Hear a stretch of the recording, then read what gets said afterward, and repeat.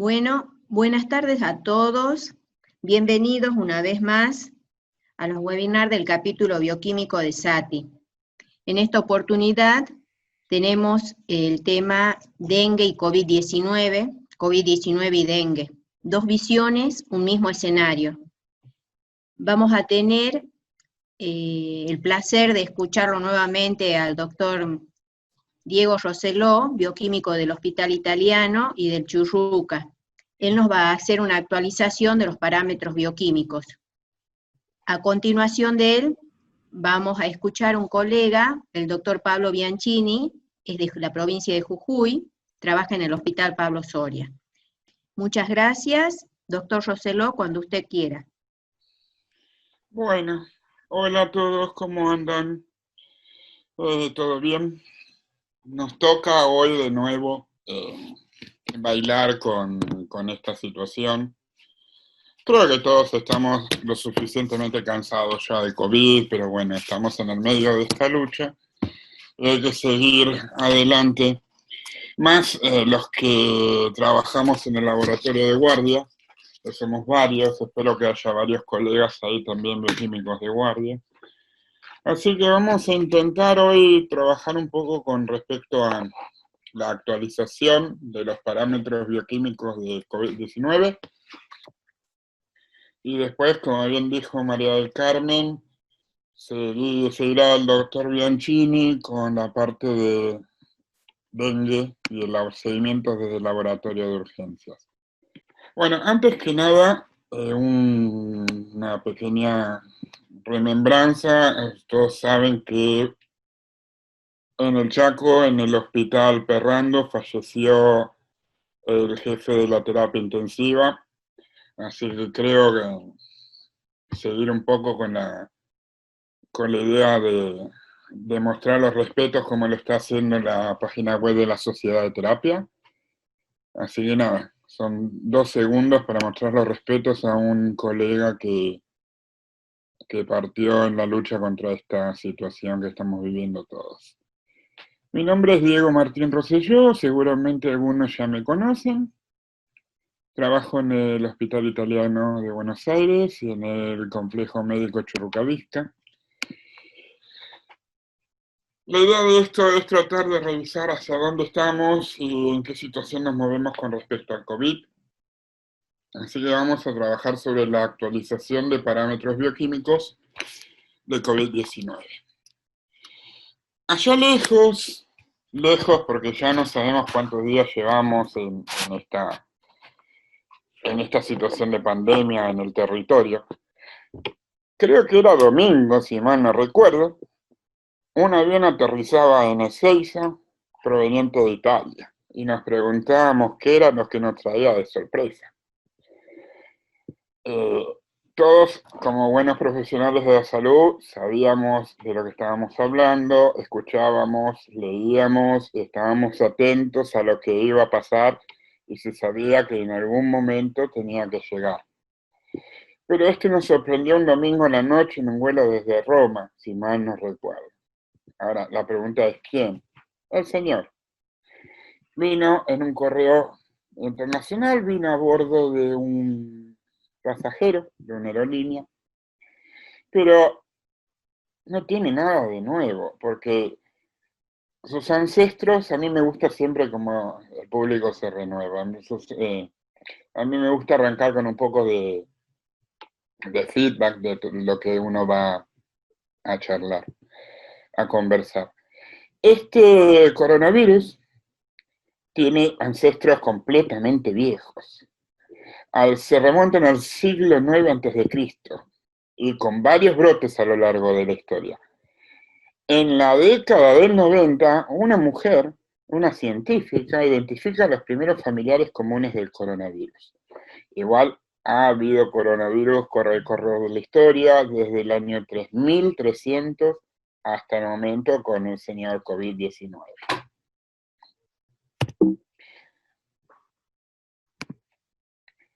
Sin embargo, no tenemos que irnos tan lejos para encontrar los familiares directos de este virus. En el siglo XVIII, el coronavirus bovino estaba ligado al humano y los investigadores entre 1890 y 1899 generaron el nacimiento del que afecta a las personas. Lo empezaron a descubrir, fue la primera vez, una de las primeras veces que se nombra la palabra virus en la literatura médica. Pero no se sabía en ese momento si fue por una separación respecto al bovino o por una mutación. A pesar de esta línea temporal, el familiar común más cercano se remonta a la década de los 50 del siglo XX, se trata del OC43. Obvias razones que todos ya conocemos, se encuentra relacionado con murciélagos, según se ha señalado en los últimos estudios.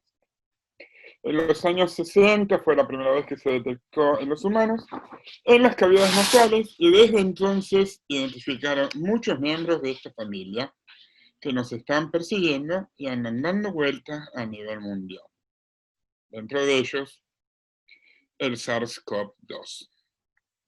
Es un lío con una ventana. Estoy viendo quiénes están ingresando. Revisando la bibliografía y la temática sobre esto, Intramed escribe el doctor Guillermo Ernesto Bizantino, un médico especialista en emergentología y toxicología del Austral, miembro de la Sociedad de Emergencias y miembro de SATI, escribe un artículo respecto de COVID sobre lo que se debería ver de este virus desde el punto de vista de la emergentología. Y hay algo que está muy interesante, que es esencial para los emergentólogos que aprendamos lo más posible acerca de esta peligrosa patología, ya que somos el frente de batalla en esta pandemia.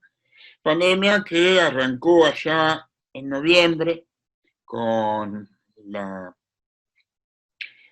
concepción, después ya en los finales de diciembre, de una nueva neumonía de origen desconocido que empezó a afectar a varias personas en la provincia de Wuhan.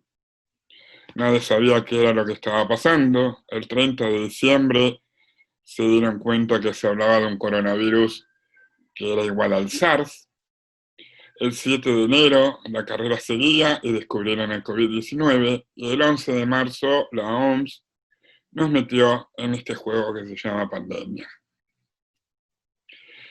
Estos coronavirus infectan principalmente el tracto respiratorio superior y gastrointestinal de aves y mamíferos, en este momento con esa cruza hacia los humanos.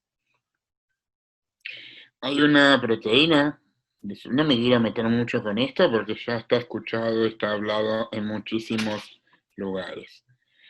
La glicoproteína de superficie, la SPIKE, la proteína S, es la que, como diría el doctor López Rossetti, es la que funciona como llave, porque permite la adherencia a las células huésped, en este caso a la enzima convertidora, a los receptores AC2, los receptores de enzima convertidora de angiotensina, que existen en el pulmón. Por eso la principal daño a ese nivel de ese órgano, corazón y riñones, siendo el principal receptor celular al cual estos virus se van a adherir, van a abrir la puerta a la maquinaria celular y van a ingresar.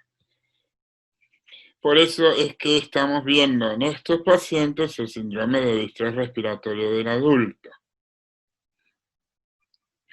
Cuando el coronavirus va a penetrar el alvéolo, se adhiere a esos inhibidores AC2 a nivel de los neumocitos tipo 2 y va a provocar esa reacción inflamatoria bien denominada por varios infectólogos y médicos que trabajan en el tema como la famosa tormenta de citoquinas. Esa tormenta de citoquinas va a impactar en los diferentes órganos del cuerpo de ese paciente y va a generar las complicaciones que se ven en cada uno de los trabajos científicos, desde síndrome de distrés, neumonía con vidrio esmerilado, todas las características tomográficas y de placas de rayos X que tiene la neumonía de este tipo de pacientes, las alteraciones cardiovasculares y el daño a nivel renal.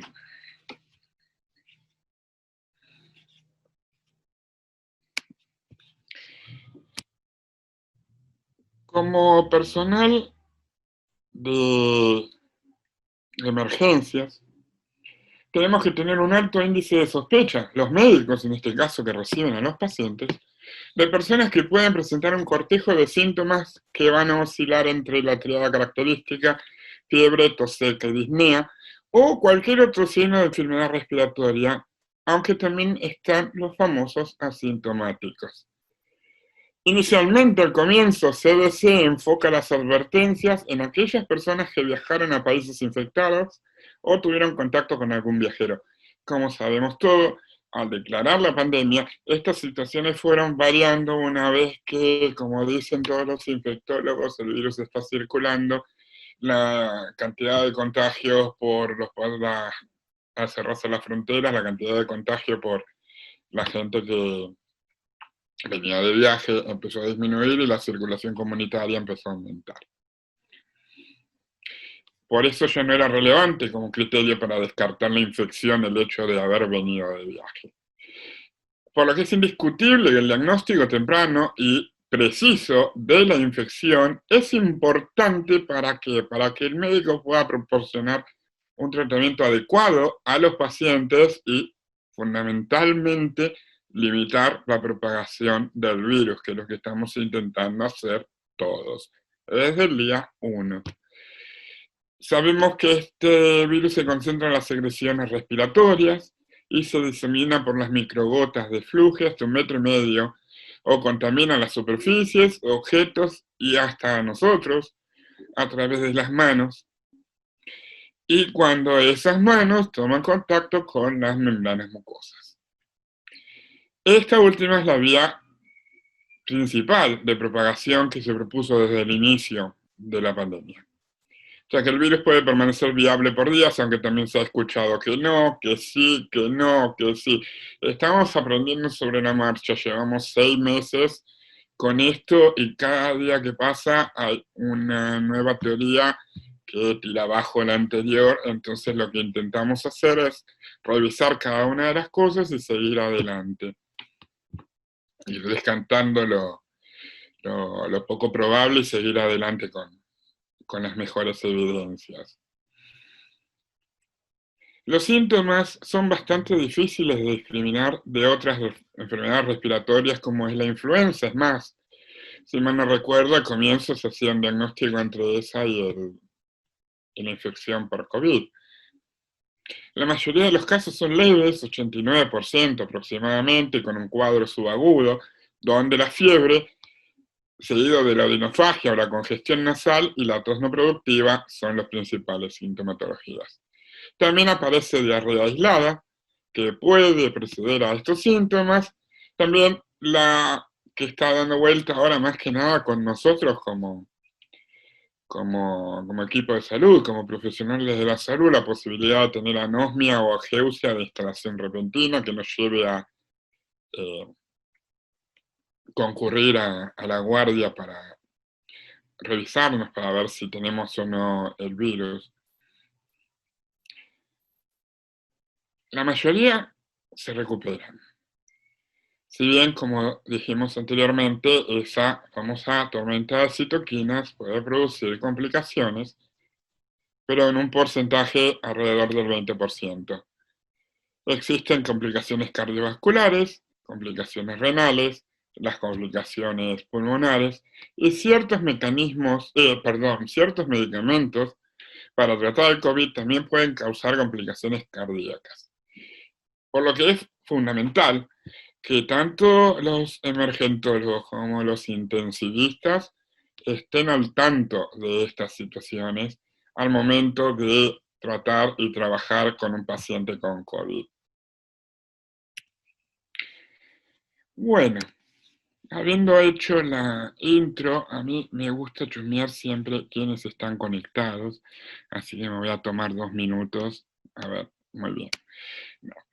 Cuando uno abre el buscador y pone a Google y se pone a buscar acerca de COVID-19, La verdad que entramos en un mundo de una enorme cantidad de información, porque todo se está publicando, todo se está revisando, todo está apareciendo en PubMed y en las diferentes web de origen científico, en web, en Scopus, en Web of Science, en todas esas diferentes redes científicas. Así que yo me senté también, abrí mi buscador y me puse a revisar lo que había acerca de COVID. Ay, perdón. Y aparecieron muchísimas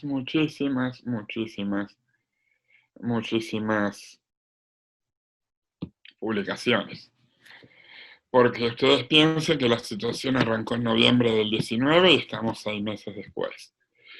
La gran mayoría de estas publicaciones es un buen laburo que estuvieron haciendo, más allá del hecho que fueron golpeados tremendamente, los italianos. Algunos que otros los estadounidenses. Después fueron revisiones, metaanálisis, estudio de casos de las diferentes publicaciones y datos que provenían desde la zona de mayor problemática, como fue Wuhan, la provincia de Wuhan en China. Uno de los primeros trabajos en los Estados Unidos, no me pidan que pronuncie Saurabh Agarwal, aunque me quedo comprando Michael Henry, es más fácil, pero está el Tano Lippi ahí dando vuelta, nos mostraba los diferentes parámetros que se pueden utilizar para el monitoreo bioquímico en la guardia. En la guardia todos tenemos la posibilidad de esos analitos. Para el monitoreo bioquímico en la guardia, en la planta, en el laboratorio de rutina, de los pacientes con sospecha y o confirmación de COVID, porque acá hay algo que tenemos, más allá de después seguir con todo esto, hay algo que tenemos que tener presente. Todos sabemos que el diagnóstico, no sé si ponerlo en la definición de gold estándar, pero podemos, porque ha tenido algunas situaciones de negatividad en momentos de pacientes positivos, sino que, entre comillas, abramos unas comillas para poner que el diagnóstico de certeza para la infección con COVID termina siendo el hisopado nasoorofaringio en la técnica de la PCR. Pero existen lugares donde la posibilidad de implementar un laboratorio de biología molecular de nivel 2 para trabajar sobre personal capacitado para tomar las muestras y para trabajar sobre esas muestras es un poco complicado, ya sea por falta de dinero, falta de capacidad o las dos cosas. Así que es necesario que con lo que ya tenemos nosotros trabajando, con los reactivos que ya tenemos, encontremos una forma de darnos cuenta de si existe la posibilidad de que este paciente esté o no infectado con COVID, esté cursando la enfermedad. El problema con este trabajo es que fue en un hospital pequeño, en Estados Unidos, en pacientes infectados con SARS-CoV-2. Vieron fiebre, tos y disnea, los principales síntomas después de analizar todas las historias clínicas y las notas de los médicos. Se encontró insuficiencia renal aguda por un aumento de la creatinina. Lástima que... Sí, acá está. Por un aumento sostenido de creatinina en los pacientes que estuvieron internados en UTI. La mitad de esos pacientes tuvieron solamente 16. Fue una población muy pequeña, porque eran uno de los primeros hospitales en hacer este tipo de estudios en Estados Unidos. Y acá ya empezamos a ver un conteo de blancos bajo, un conteo de linfocitos en valor absoluto un poco más alto que el anterior, pero no con diferencias significativas, un conteo de neutrófilos bajos. Sí o no, a ver, en cuanto a ver plaquetopenia, después lo vamos a charlar, está más adelante. LDH disminuida. Perdón, me está confundiendo.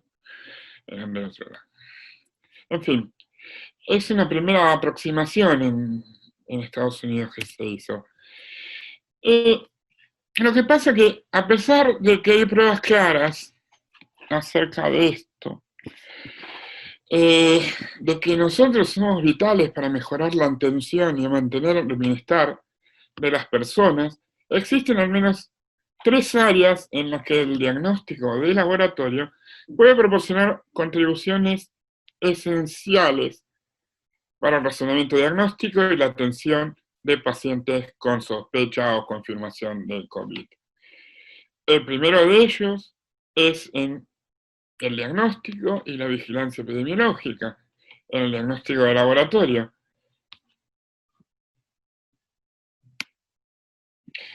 Aunque no solo la PCR va a ser vital para verificar el curso de la infección, así como la posible presencia y o extensión de la epidemia, sino que hay otras pruebas, como veníamos hablando, que pueden ayudar a evaluar la gravedad de la enfermedad y predecir el riesgo de la evolución hacia el síndrome de distrés respiratorio del adulto, la coagulación intravascular diseminada, la falla multiorgánica y o la muerte del paciente.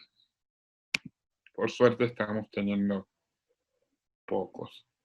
En otro estudio donde también mostraban las diferentes anormalidades de laboratorio en pacientes con infección de COVID, esto es un resumen de cada uno de los estudios devenidos de China. También siguieron con la tabla básica, leucocitos, neutrófilos, linfocitos, plaquetas. Ahí otra vez de nuevo el tema de si la plaquetopenia sí, la plaquetopenia no. La PCR que se encontraba aumentada en la gran mayoría de estos estudios, la eritro, aunque la eritro para mí ya no sirve para nada, pero bueno. La albúmina, las enzimas hepáticas, con el daño hepático propio de esta patología. Troponinas cardíacas, ferritina, demostrando la problemática que va entre CIRS y la respuesta de la tormenta de citoquinas. Y el famoso dímero D. Yo no soy bueno con la coagulación, pero el dímero D por lo visto está dando vueltas por todo el mundo y es un marcador de daño lo suficientemente... Marca el avance de la patología. Hasta ahora he tenido muy pocos de todos los pacientes que estamos trabajando. He visto muy pocos pacientes con dímero D lo suficientemente altos. Hasta que los chinos publicaron en el New England, con un estudio de 1099 pacientes con infección por SARS-CoV-2 de 552 hospitales en 30 territorios chinos. ¿Cómo hicieron para obtener tantos datos? No lo sé. Y después nos quejábamos del que obtuvo solo 16 pacientes. Acá vimos también la linfopenia, la trombocitopenia sí, trombocitopenia no, aumento de PCR, LDH, AST-ALT, el dímero D. Cada uno de estos va a conservar una importancia clínica y biológica tal que en conjunto va a poder reflejar la evolución hacia cuadros clínicos más desfavorables. Otra vez Lippi nos trae en ese trabajo de anormalidades de laboratorio un resumen, que lo vimos en su momento cuando Lippi publicó esto, creo que estaba en modo de prueba, la prueba de Galera, que estaba dando vueltas esto. También veíamos que si tenemos aumento de blancos, aumento de neutrófilos en cuanto a conteo absoluto, descenso de linfos, descenso de albúmina, aumento de LDH, LT-ACT, bili, CREA, tropo, dímero, TP, proca y proteína C reactiva, vamos a tener a un paciente que empieza una caída desfavorable hacia una enfermedad complicada. Y son, de nuevo, analitos que todos nosotros tenemos en cualquier laboratorio de guardia. ¿Qué puede significar cada una de estas situaciones? La linfopenia se cree que es una respuesta inmunológica al virus que, según lo que yo entendí, es una respuesta inadecuada de forma inmunológica en cuanto al ataque del virus. La leucocitosis y la neutrofilia puede ser una sobreinfección bacteriana que esté generándolo. Por eso es, aunque no siempre, podemos esperar un aumento de procalcitonina en forma conjunta con la leucocitosis y la neutrofilia. La trombocitopenia por la ya necesito mi café. Por la coagulopatía, por el consumo, por coagulopatía de consumo. Valores de proteína C reactiva aumentada, todo el andamiaje. Hoy estoy mal con las palabras últimamente. Todo el andamiaje del proceso de las tormentas de citoquinas, toda esa complicación, los radicales libres, citoquinas, procesos antiinflamatorios, procesos en contra de eso, el CARS, el SARS, el SIRS, y todo lo que lleva implicado la respuesta inflamatoria.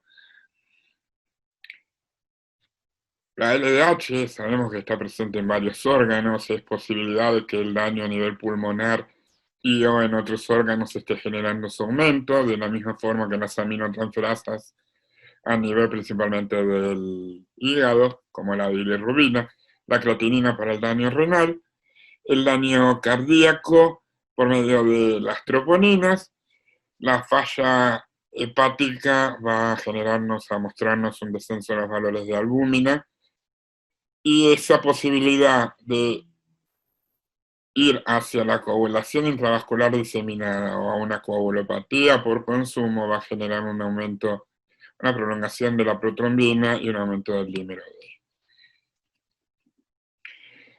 Así que uno de los el tercer punto de nuestro trabajo en el que estamos presentes, también puede ser la vigilancia epidemiológica. Y esa vigilancia epidemiológica puede ser posible gracias a la aparición de los test de IgG e IgM, que tanta problemática, para decirlo de alguna forma, estuvieron generando durante muchísimo tiempo. En el trabajo de Kassak, la fuerza de trabajo de la IFSC, la Federación Internacional de Química Clínica, publicó unas listas de pruebas de laboratorios basándose en toda la información obtenida. Es más, en la página de la IFSC hay un párrafo en el que se ve esta información. Hay una pestaña en la que se ve esta información. Publicó una lista reciente para monitorear a los pacientes con COVID, donde recalca que son test ampliamente disponibles en laboratorios de guardia, los famosos laboratorios de Estado. Pero hace una acotación estos autores, que se olvidaron de los gases en sangre y de la urea, que está dentro del score curve 65 para evaluar la neumonía presente en estos pacientes.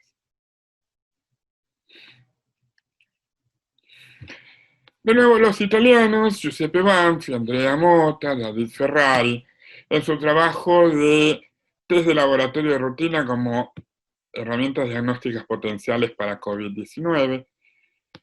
Acá hay una frase en particular que me gustó. Dice que la enfermedad instó a los gobiernos a tomar medidas drásticas como la cuarentena de cientos de millones de residentes en todo el mundo. Sin embargo, debido a la sintomatología que plantea COVID, que mostró un gran número de asintomáticos, estos esfuerzos están limitados por ese problema, que es el diferenciar los positivos y los negativos de COVID en aquellos pacientes que no muestran síntomas.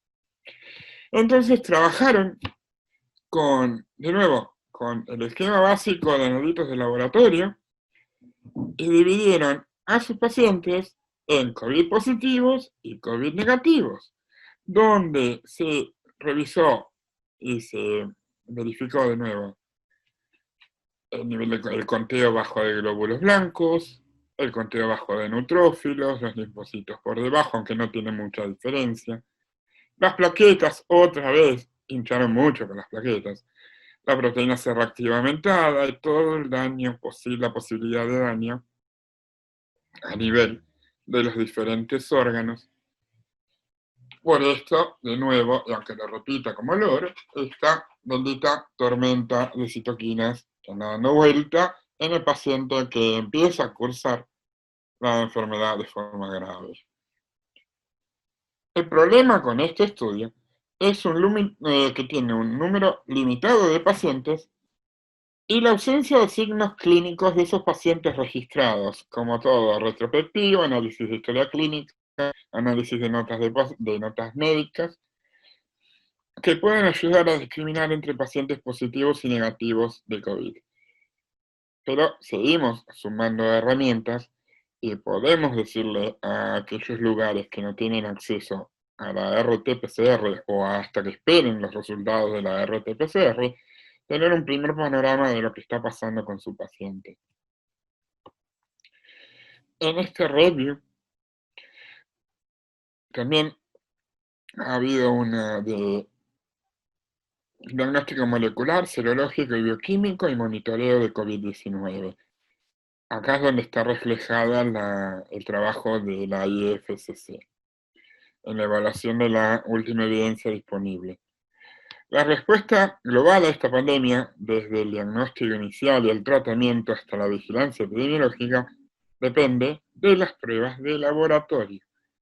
La experiencia de nosotros es fundamental para validar de manera sólida los ensayos de diagnóstico. ¿Para qué? Para garantizar un rendimiento analítico suficiente en apoyo de los esfuerzos continuos de atención médica, ya sea desde el diagnóstico molecular para todos los colegas especializados en biología molecular, la aparición o no todavía pendiente de los test serológicos para la vigilancia epidemiológica y el monitoreo bioquímico. Recalca lo mismo que vimos al principio con ese otro trabajo.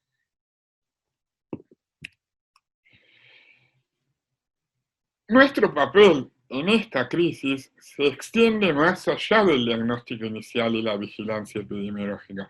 Las pruebas que ofrezcamos son esenciales para evaluar la gravedad de la enfermedad, que el médico pueda manejarse para seleccionar las opciones terapéuticas apropiadas y monitorear la respuesta al tratamiento.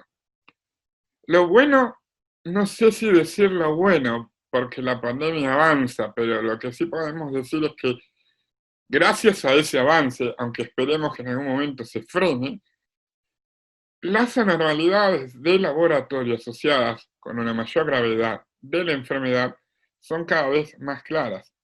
Lo vemos en esta imagen, una respuesta proinflamatoria consistente con esa tormenta de citoquinas que va a generar ese daño a nivel de los diferentes órganos del paciente, avanzar hacia la falla multiorgánica en los casos más severos, donde tenemos que esperar un aumento de PROCA, el aumento de PCR, ferritina, aquellos que podamos medir interleuquina 6, también sería recomendable que se mida, siempre y cuando sea una muestra única tomada en el momento, no puede ser una muestra ya tomada con anterioridad. El conteo de linfocitos, el conteo de las plaquetas, toda la parte hematológica del laboratorio con valores disminuidos. El Colegio Americano de Cardiología les aconseja a los médicos que solo midan, y escuchen bien esto, porque esto es algo que hay que tener en cuenta, porque somos un país que tenemos los recursos contados. Y la verdad que no podemos estar gastando una enormidad de reactivos llámese de vidas o de cobas, o si tenemos la disponibilidad, igual creo que deberíamos hacer un resumen, una revisión de la situación y plantear con los médicos tratantes la necesidad de ir evaluando cada uno de los parámetros a pedir en base a la evolución que tengan esos pacientes con COVID. Por eso, el Colegio Americano de Patología, perdón, me confundí de colegio, me quedé con el CAP. El Colegio Americano de Cardiología les aconseja a sus médicos que solo midan la troponina si el diagnóstico de infarto agudo de miocardio se considera con base clínica. Recuerden que la OMS nos enseñó a nosotros enzimas positivas, cambios en el electro y el dolor en el paciente, pero estos pacientes son un poco particulares, porque lo que hay que lograr es que se minimicen los procedimientos que vengan después de ese diagnóstico. Aunque muchos lo refutaron, porque dijeron que es un indicador pronóstico que es útil de las causas isquémicas y no isquémicas de disfunción cardíaca, que puede ser útil en la selección de pacientes y en los tratamientos adecuados. ¿Cuáles son esos mecanismos que generan las complicaciones cardiovasculares asociados a la tormenta, la miocarditis viral, la lesión miocárdica directa, el daño miocárdico por esas citoquinas, la microangiopatía y la exacerbación de la enfermedad coronaria de nuestros pacientes? Si nos vamos a nivel hepático, con los diferentes trabajos que avalan la situación, vemos que el daño es inmunomediado por la respuesta inflamatoria severa después de la infección. Una citotoxicidad, mecanismos posibles siempre. Recuerden que al ser una cosa que avanza, la fisiopatología se modifica con el correr del tiempo y estamos viendo nuevas situaciones con respecto a COVID. Estas son alteraciones posibles. Citotoxicidad directa debido a la replicación viral en células epiteliales biliares, en células biliares que expresan los receptores AC2. Hepatitis, la anoxia de estos pacientes puede provocar un daño a nivel hepático, está muy mal escrito, perdonen. Y el daño hepático inducido por los fármacos que se dan durante el tratamiento.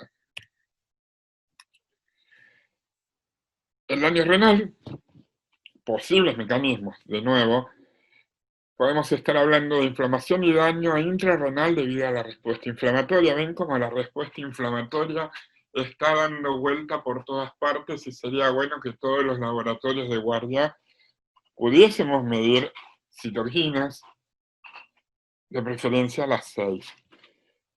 Efectos citopáticos directos sobre el tejido renal y las influencias de otros sistemas. El daño a nivel cardíaco y el daño a nivel... Mira, miocarditis viral puede contribuir a la congestión. Necesito café, perdone, un segundo, que me está enfriando.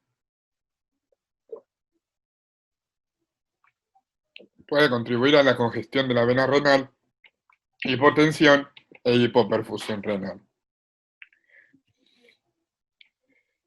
Otra vez mi amigo Lippi, lo voy a querer mucho durante esta pandemia, pero me parece uno de los más piolas en cuanto a lo que anduvo escribiendo con respecto a COVID. En este review, estos autores nos dicen que en la lucha contra COVID necesitamos identificación urgente de estos predictores clínicos y de laboratorio de progresión hacia formas graves y fatales de la patología, para estratificar el riesgo de avance, guiar los estudios de intervención para apuntar a pacientes con mayor riesgo de desarrollar enfermedad grave y algo fundamental que hablábamos hace un rato, optimizar la asignación de recursos humanos y técnicos limitados, más nosotros, limitados en la pandemia. Además, la identificación de estos parámetros que puedan determinar entre el caso grave y no, o aquellos con alto o bajo riesgo de mortalidad, va a permitir una mejor conciencia de la situación clínica que estamos viviendo. Acá es donde les decía acerca de la trombocitopenia. En informes anteriores, todos ellos se evalúan de forma constante unos con los otros, así que si uno lee un trabajo de Lippi, puede estar hablando de los trabajos chinos y los chinos del trabajo de Lippi. Es como una especie de cofradía COVID que se está generando. En informes anteriores identificaron a la procalcitonina y el recuento de plaquetas como posibles predictores de gravedad. Sin embargo, con el aumento de estos informes se permitió un análisis más completo de los datos que las comunidades médicas y científicas necesitan conocer. En el estudio del señor Lippi, este mismo review, ahí lo que hicieron fue analizar las anormalidades de laboratorio en pacientes COVID para definir qué parámetros puedan discriminar mayor o menor riesgo de desarrollo de enfermedad grave. Identificaron varias variables candidatas, muchas variables candidatas, mejor dicho, para esos modelos de estratificación. En pacientes hospitalizados con dificultad respiratoria recomiendan un hemograma con leucos y plaquetas, la interleuquina 6 y la ferritina sérica, aunque no muchos tenemos ferritina sérica de guardia, y no creo que muchos tengamos interleuquina 6, como marcadores de posible progresión hacia una enfermedad crítica. Y en cuanto a la procalcitonina, debe medirse regularmente para que sirva como marcador de infección bacteriana secundaria, ya que este virus tiene semejanza con el virus productor de SARS, existe la posibilidad de la coinfección bacteriana. Creo que es el último, si mal no recuerdo, es el último ejemplo de trabajos con respecto a parámetros de laboratorio, donde, de nuevo, otra vez, todos se dirigen hacia lo mismo. En resumidas cuentas, detectar la coagulopatía por consumo, con todo el arsenal de la sección de coagulación que tengamos disponibles. Verificar los daños en aquellos órganos que se vean afectados por el desbalance de citoquinas presentes en la patología, más aún cuando los pacientes van avanzando hacia las enfermedades graves. Evaluar la posibilidad, como toda infección viral, de una sobreinfección bacteriana.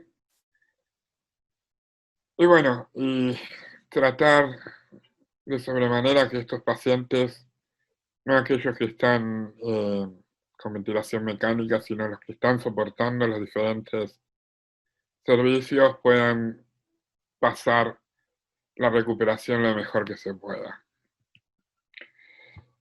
Esto es lo que se ve en la página de la IFSC, en la parte de las recomendaciones de COVID, la fuerza de trabajo de COVID. Como verán, es exactamente lo mismo que veníamos viendo hacia ahora, y lo mismo que veníamos viendo durante toda la charla. Yo creo que trabajar, perdonen el ruido de fondo, pero no sé qué pasa con el tráfico y me está aturdiendo, perdonen. Desde hoy están las ambulancias dando vueltas. Como les decía, es nuestro trabajo sentarnos con los médicos tratantes, y eso que nos tiene el hospital todavía.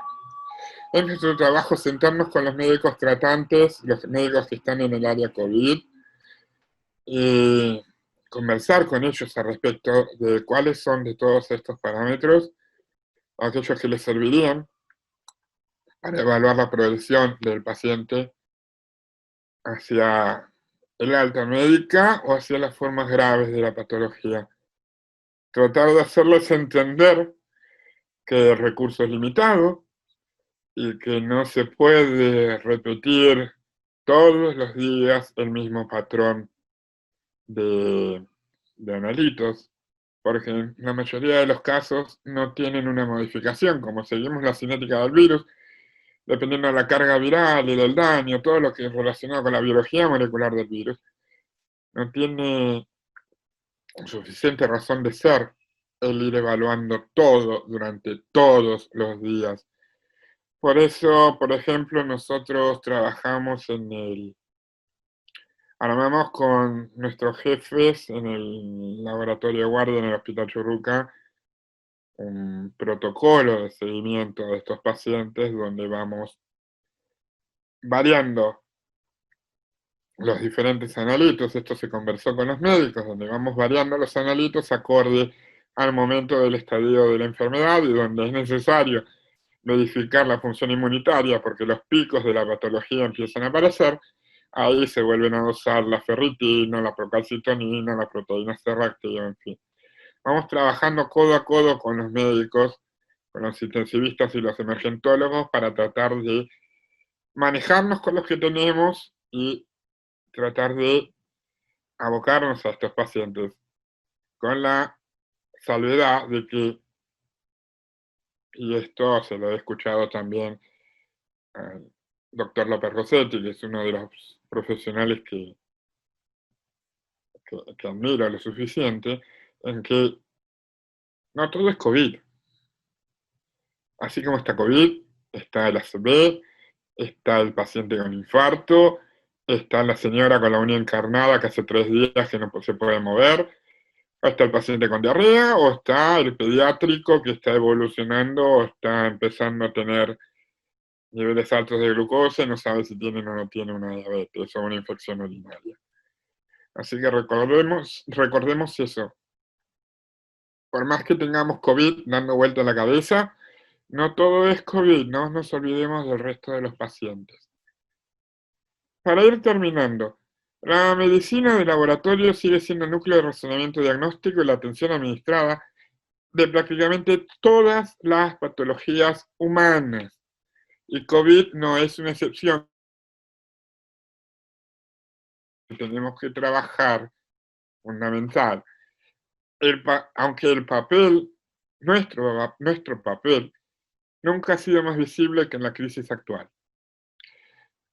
Nuestra medicina de laboratorio es un pilar crucial en nuestra respuesta al COVID, porque desarrollamos ensayos moleculares, ensayos serológicos para diagnosticar infecciones agudas o pasadas, y al evaluar la precisión y la utilidad de las pruebas desarrolladas rápidamente en esta situación que estamos viviendo.